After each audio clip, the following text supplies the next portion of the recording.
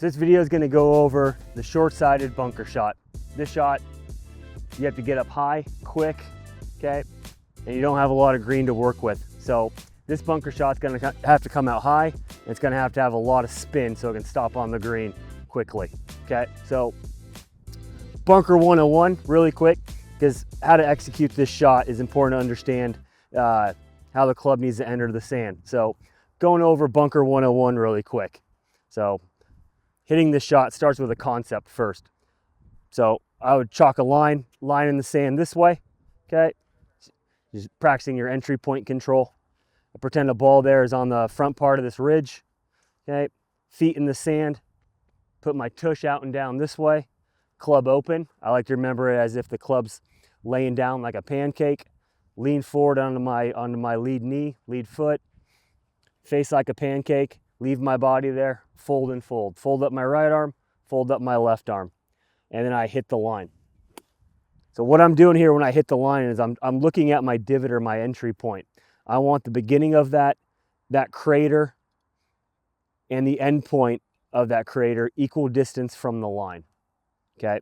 So I should be able to go right down this line, making my crater start and end equal distance from this line.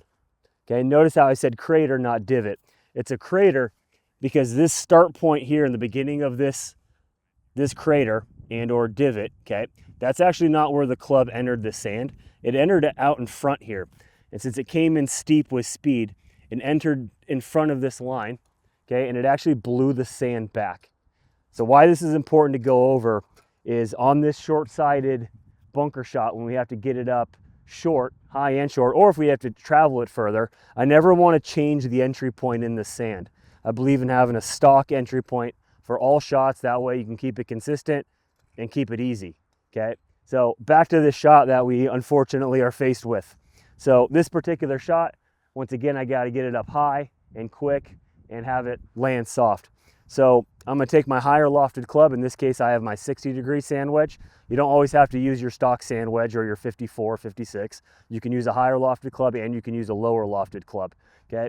So I'm going to take my higher lofted club to make sure I get it over the lip, okay? I'm going to come into the ball. I'm going to get my feet in the sand. I'm going to bury it, okay?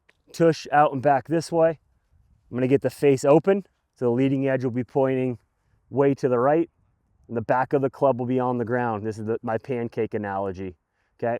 So feet open slightly, tush out and back, club like a pancake, and I just pretend that ball is that line. And the key to this shot, since it's a high lofted club, is to make sure you take a full swing at it and add speed. Speed equals spin. So that's how you're gonna get the ball to come out high with a lot of spin and land soft. So in terms of where you're looking at the ball, I get asked that question often. Do you look 2 inches behind it, 2 inches in front? It's whatever you did to get that crater equal distance from that line. So you take that feel or that awareness, come into the shot with your high lofted club and add speed and hit it. So into the sand, club like a pancake, into my lead side, fold and fold. And I'm going to make sure I add speed.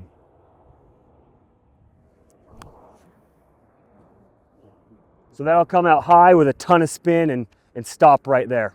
So that shot's an important one to have to lower your scores when you're short-sided.